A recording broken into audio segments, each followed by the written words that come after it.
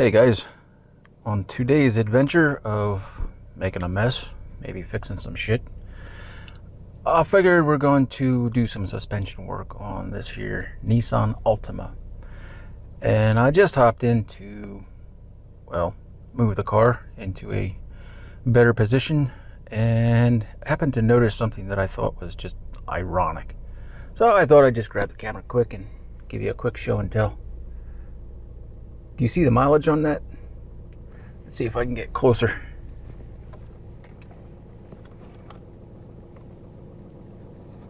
I mean, come on. If that ain't, well, ironic, weird. 17, 17, 17.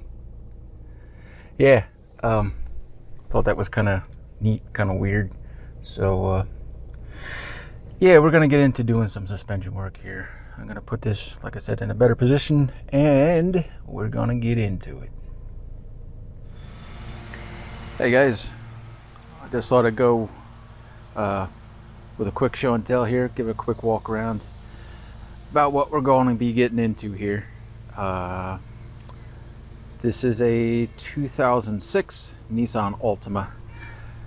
Yes, Peyton. Kitty showed up. We're going to be attempting to throw some new struts onto this guy. I showed you the mileage. It's up there. And it's not exactly a pretty looking car anymore. But what it is a car that I know. I've had this thing, well, my wife and I, we've had this thing for, well, a very long time. I don't remember what year we bought it, but we got it with, I think, 27,000 miles on it. And yeah, we put every mile on after that. So I know this car inside and out. I switched it over to full royal purple synthetics right after we first bought it, and it's been living on that ever since. So engine and transmission have been extremely well taken care of. The car doesn't owe us a frickin' dime, so I'm gonna throw a little bit of money at it and keep it going for pretty much as long as I can. It is beginning to show its age, and I have repaired that unsuccessfully twice. I'm going to try it one more fucking time. I'm not looking forward to it. It keeps getting worse every time I do it. But you know, it's old and it's got some real mileage on it. It has been an excellent car, and I expect it to go, you know, I don't know, at least 250,000, something like that, before I think about shit canning it. As long as it's turnkey drive car, that's what I'm going to do with it. But the suspension is getting pretty sloppy on it. It floats. It feels more like a boat up around 60, 65 mile an hour. It is not fun to drive. Well, not anymore anyway. So we're going to do shocks on the rear, struts in the front, and then it's getting a four-wheel alignment and new tires. It's got to do, it's going to get inspected at the end of this month. And my kid wants to say hi. Say hi, Peyton. Say hi, Peyton. Yeah. Yeah. She's awesome. Anywho, I'm going to set up here and we'll get into it. But today is just about the struts. We're not going to do shocks today. I started that process last weekend, I believe it was, and ran into a problem, so I had to order some parts. So I figured this might be educational for some. I wasn't originally going to make a video about this, but since I did run into issues in the rear, maybe there'll be something I can learn you in the front. Hopefully not. Hopefully it's just, you know, pretty smooth, straightforward, but I don't know. We will find out.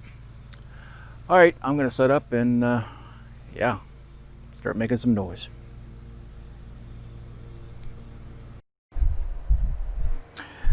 For this one, I will be using some air. I don't have a garage that I can work out of. I have a garage. That's not true. I don't have a garage that I can work out of with electricity.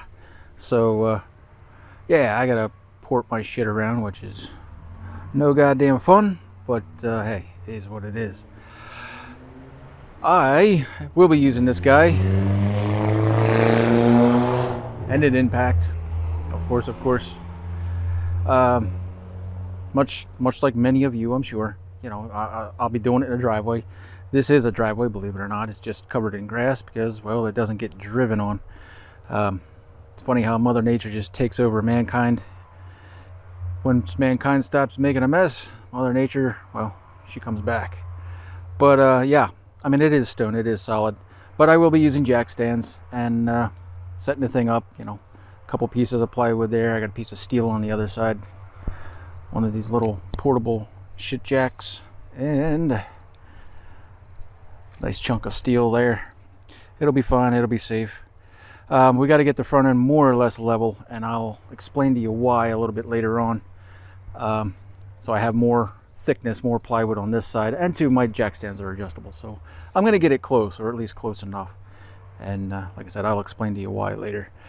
But yeah, I'm about set up here, so hey, we're going to get into it.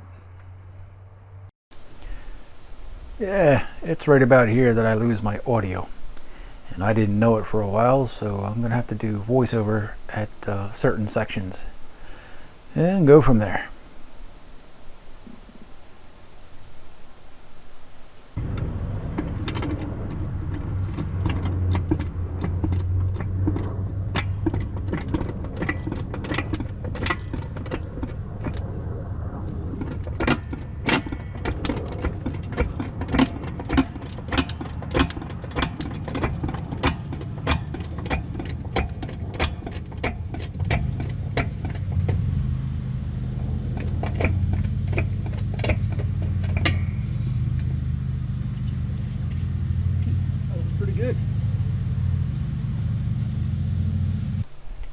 Yeah, I know it's a little bit like watching paint dry, but safety is the name of the game here, as that Russian hacker guy always likes to say. Safety is #1 priority. So yeah, just thought I'd show you the trials and tribulations of it all. Well, that's not gonna work. Shit.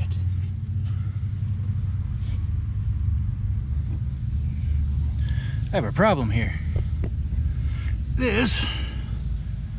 That ain't gonna work.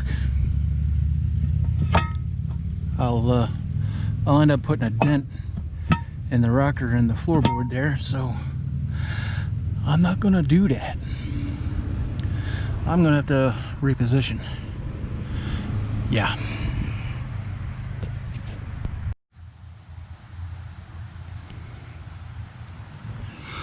All right, instead of going back on the pinch welds or even the subframe, I'm going to go pretty much where I have that jack, the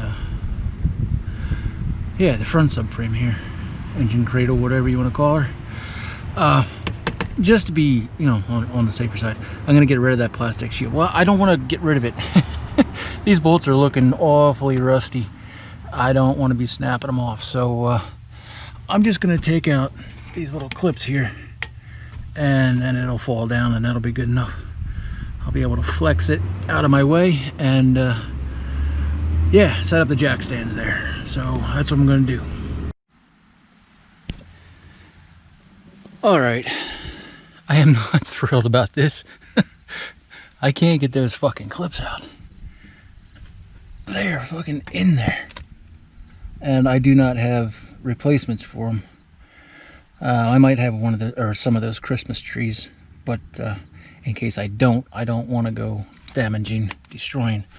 The jack stands are there for safety. The jack is going to stay in its current position, so I've got 2 modes of support, and I expect the jack will be sufficient. But I got weight on them. I mean, I put a lot of weight on them, so all everything's doing its job here, and that over there is good enough. It's going to be, I think you can see what I did there. Yeah, it's only touching that little shield just there a little bit in the front. It's fine. It's fine. All right, let's get the wheels off of this and get going on with it. Get going on with it. Yeah, get this fucking job done. Yeah, and at this point I still had no idea that my audio was crapped out. It's my fault. I should have paid attention, but all you're missing is zing, zing, you know, from the impact. But I do eventually figure it out. I had a bad audio adapter cable, a TRS to a TRRS cable from my lapel mic. Yeah, I wasn't using my lapel mic here, but I was using that adapter for my auxiliary mic on my main camera here. So I do figure it out eventually. This is what we're going to be replacing and replacing with. My brand of choice is, for most things suspension wise, has always been KYB, because they're just fucking excellent.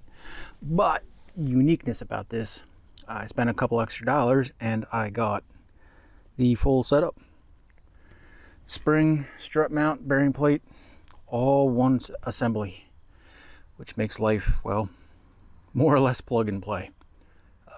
Maybe, hopefully.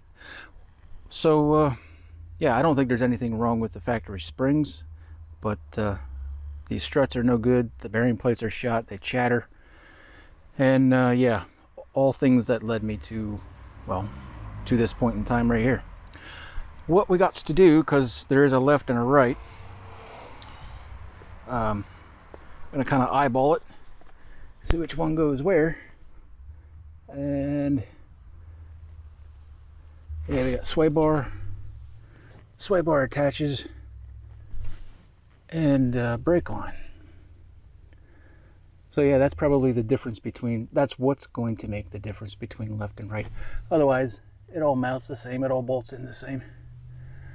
And yeah, this boot's shredded. I just saw that. There's nothing left of that boot. Another good reason for just replacing the whole damn thing. I, off camera here, I put the lug nuts back on, just snug them up good. Because what we got to do here is take a measurement. Remember when I said I want the car, you know, half-ass level? And I eyeballed it. It's pretty close. It doesn't have to be 100%. Because what we got to do is use one of those. And it's still not very level. The reason you tighten the rotor back down, you know, tight to the hub, is so that well, if the lug nuts are loose, this thing will flop around, and we want as true of a reading as we can get. There's a little rust buildup on that. I might want to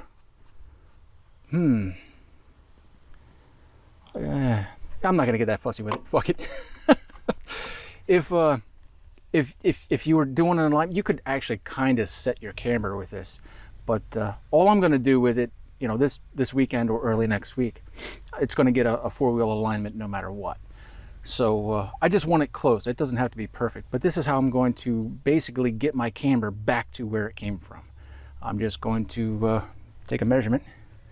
This thing's adjustable, so hopefully you can see I'm moving the bubble as I adjust it down here. That little thumb screw. All I got to do is get her about to zero. You know, somewhere about zero. That's where the bubble's looking anyway.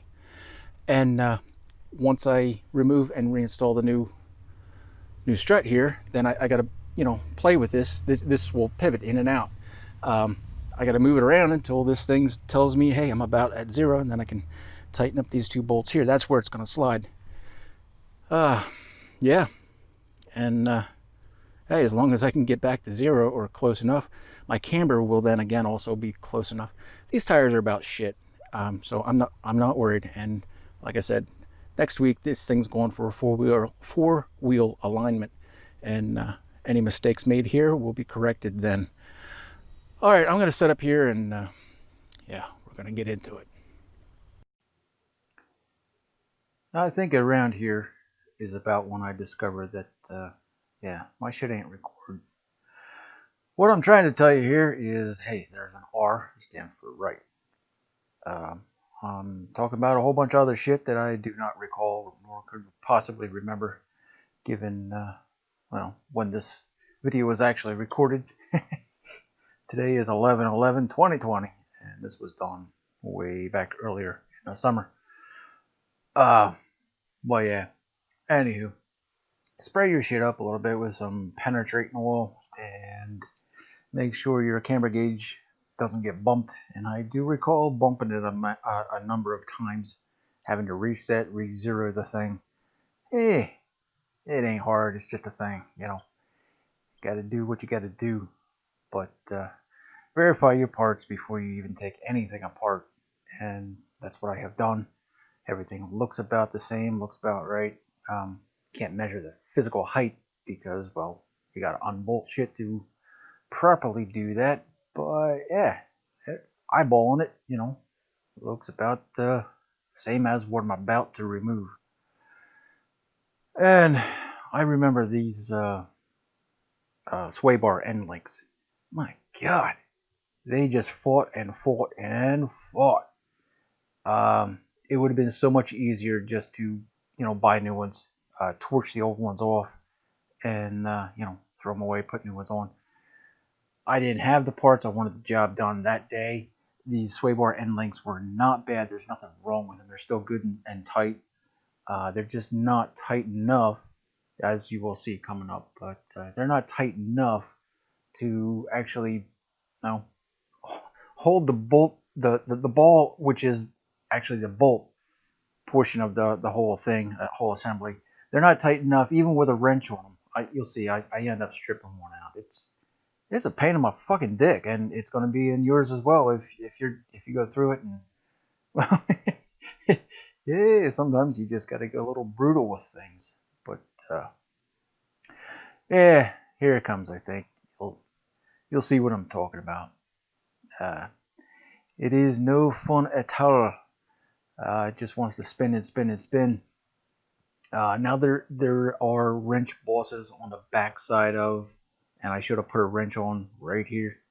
I didn't because, well, sometimes you get lucky. Sometimes, you know, you can just impact the thing right off because an impact is, you know, pretty powerful. But yeah, there was nothing doing. It wasn't going to go that way. And sooner or later, I say fuck it and I put a wrench on the back. At a certain point, I do. I don't know what the hell I'm telling you here. I am so mad at myself for not paying attention to the audio. My camera literally tells me. I can literally see it with a dancing microphone icon. It literally tells me. And I still didn't see it yet. You know, I'm pressing record. I'm making sure the camera is pointing in the right direction. All I really wanted to get done was the fucking job. So, I mean, hey, it is what it is. But, oh well. Um, yeah, I try a couple of different methods here. And then I ultimately use a wrench. I don't remember what size it was. I think it was a 19 mil, if I remember correctly. Now that I did the job, I'm pretty sure it was a 19 millimeter. There are, like I said, there are wrench flats on the back side where that upper sway bar link mounts on the back side of the strut.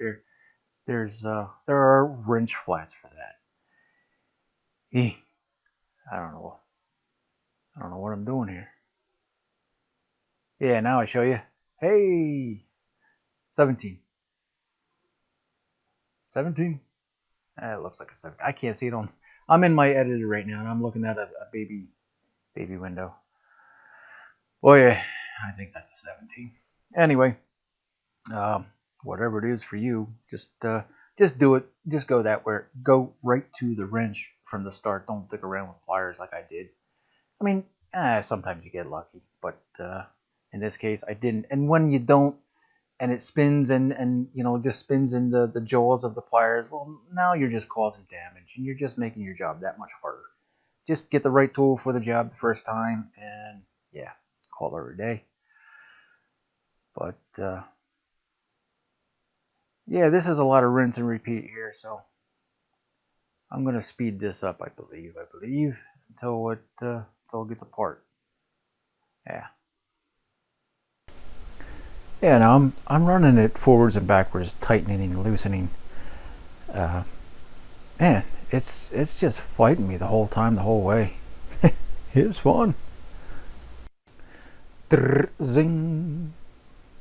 Yeah, she's toasty. Yeah, it was rusty. I mean, I even sprayed it with penetrating oil. You saw it, but yeah, this thing fought, and this was the easy side. No spoiler alerts here, but I ain't saying, but I'm just saying. Know what I'm saying? Yeah. Wait for it. Oh, this part pretty straightforward. Find your tools, get them ready to rock and roll, and give her. Of course, when you can't find your tools, because maybe you're sitting on them, you know how it is. Some of you guys know exactly how this goes. Where's my shit? I just had it. Can't find it. If it was a snake, it would bite you, and sometimes you wish it was. But it can be right in front of your face, and you still don't see it. Yeah, it's fun stuff. This car shit. I hate doing this stuff. I really do. I'm into bigger and better things than this. But hey, life comes at me. I just keep hitting that record button, and hey, maybe I learn you a thing or two. Maybe you enjoy it. Maybe don't. I don't know. But I enjoy doing the video part of it. So yeah, as long as I'm having fun, I'll keep doing this. So yeah, it's like that. But we're getting on with it here. There ain't much to do. Get that bottom bolt out, and I've had to reset that gauge now a number of times. I remember doing that. Yeah, I'm telling you about camber and caster here. Yeah, caster is the wheel forwards and backwards. Camber is the wheel in and out, like towards the engine, towards the road. That's all I was telling you there. I'm fighting with that bolt apparently. Don't remember it being that difficult, but I guess it was. Yeah, and then there's just three nuts to remove up top. Yep, looks about right.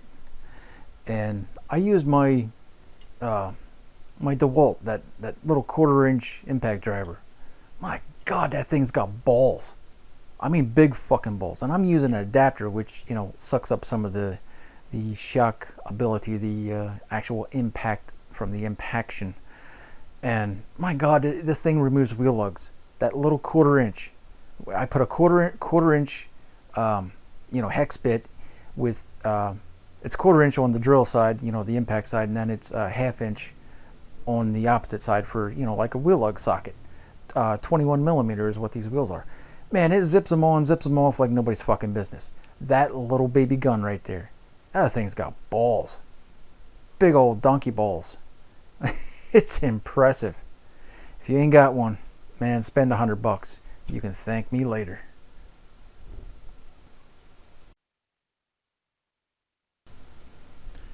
So yeah, I mean that's pretty much the long and the short of it right there. Now you just wiggle and fight and shake it around until she falls out. Try not to do any damage to the paint, because it's heavier than you think it is, but it's a little top heavy, a little bottom heavy. Yeah, you're gonna learn if you do it. Now I was surprised, these strut mounts, they don't feel like what I know that I'm hearing, and I'm probably telling you all about that here. But normally what will happen in high mileage vehicles like this, there's a bearing in there, needle bearing, sometimes like a roller bearing, kind of a plate. Oh, they just get dried up. I mean, because they're kind of serviceable, but not really. There's no Zerk fitting. You can't grease the fucking things. So once, well, I live in Pennsylvania, so once my pothole-ridden freaking roads are done beating the shit out of suspension, I mean, normally there's no bearings left. I mean, they're literally just gone. These, honest to God, I didn't take them apart. I didn't have to, so I don't know if they're bearings or bushings. There are two different types. One of course is a bushing type. The other is of course a bearing type.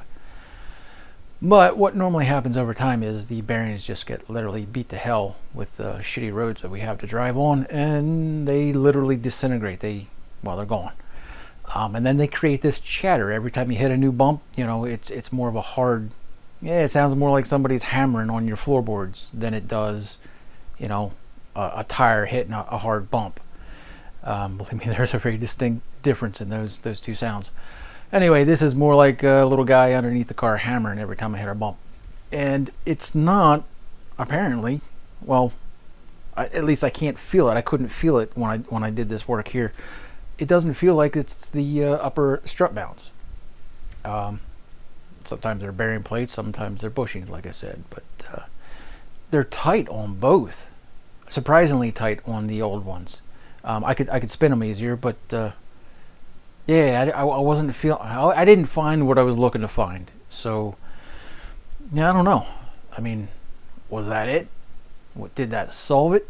I can tell you right now, pretty much. I mean, it made it a whole lot better. Clearly, it wasn't my only problem. I also had a piece of well, you've seen some of the plastic that I had to work around when I was jacking the car up. And you've seen bits and pieces of it while I was working in the wheel well.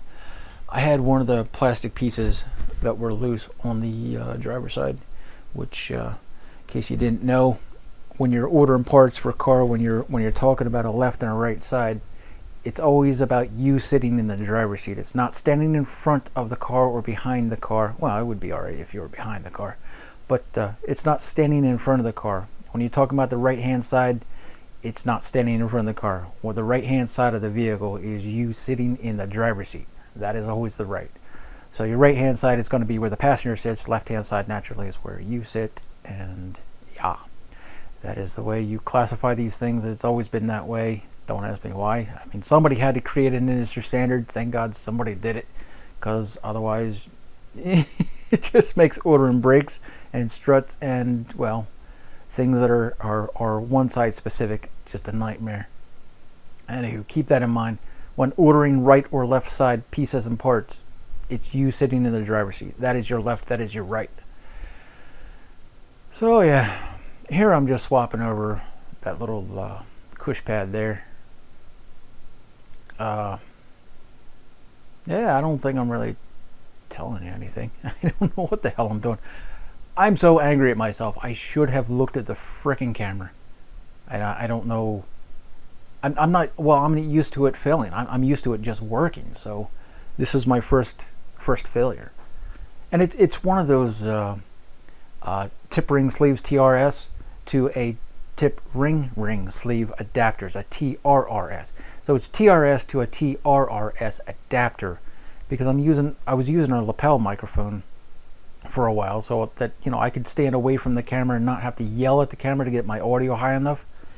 And so I was using a lapel microphone for some of it, and that seemed to be working in the beginning.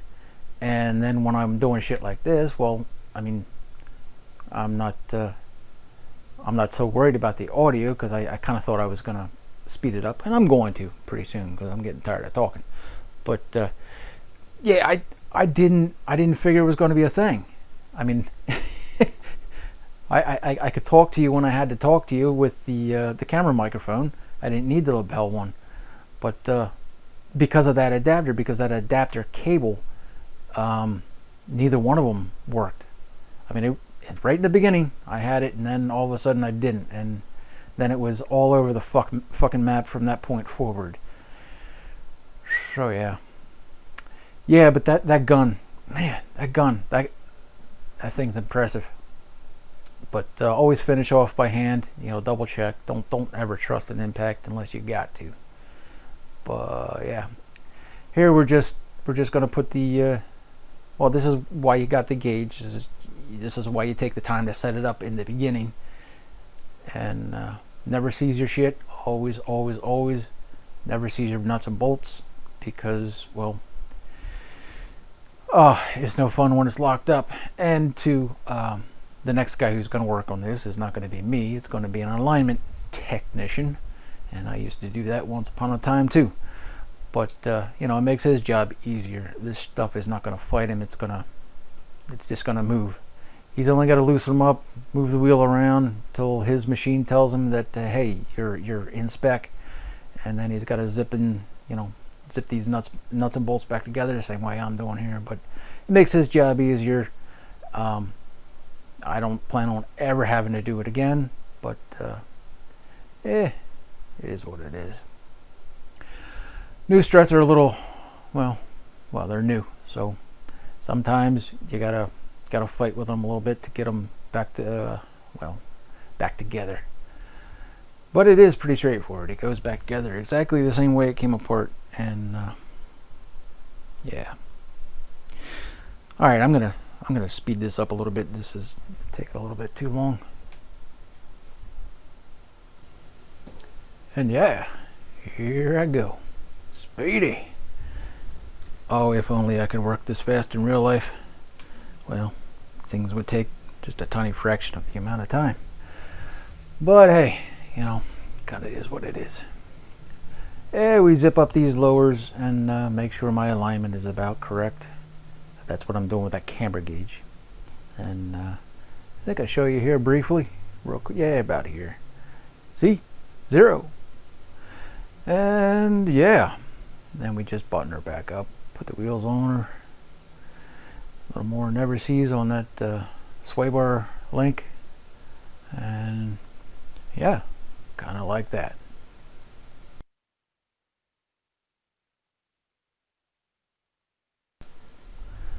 So it's time to put the wheels on. Well, this wheel for this side.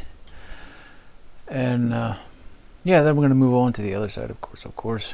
Now, since I more or less detailed this whole side of the ordeal, I'm just going to blow through the other side. I'm going to time lapse that, and yeah, I mean we'll do one final wrap up, walk around, whatever, when it's all done and back on the ground. But I do quite distinctly remember the driver's side, which is going to be the left side. It fought me so much harder on that goddamn sway bar link. Man, I honestly didn't know if I was going to get it. I mean, back and forth, tightening and loosening. Yes, indeed, it was painful. And me, you can't see it. You can't feel it either. But I'm dealing with a very sprained elbow, my right one.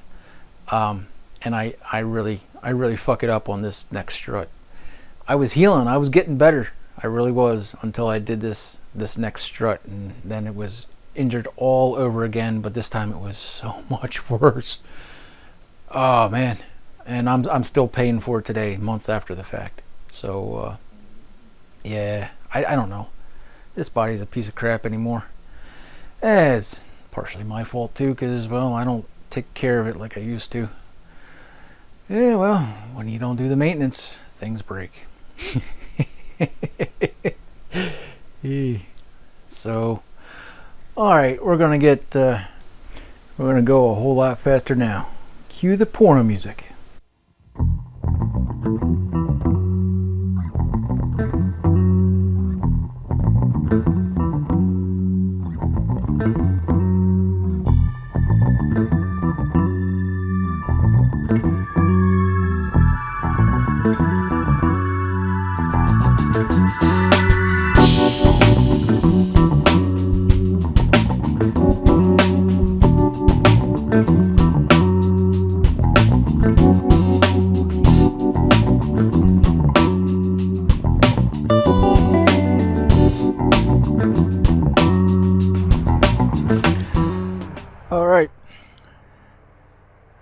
Got her all finished up here, back on the ground. Yeah. It's sitting a little high up front because, well, for two reasons. One, because it's got brand new springs, but the main reason is because when you lift the front end of a car, the bottom of the wheels kind of tuck in, and it takes a little bit of momentum, or not momentum, but movement forwards and backwards to get the car to resettle and get the tires, you know, to kind of be flat again.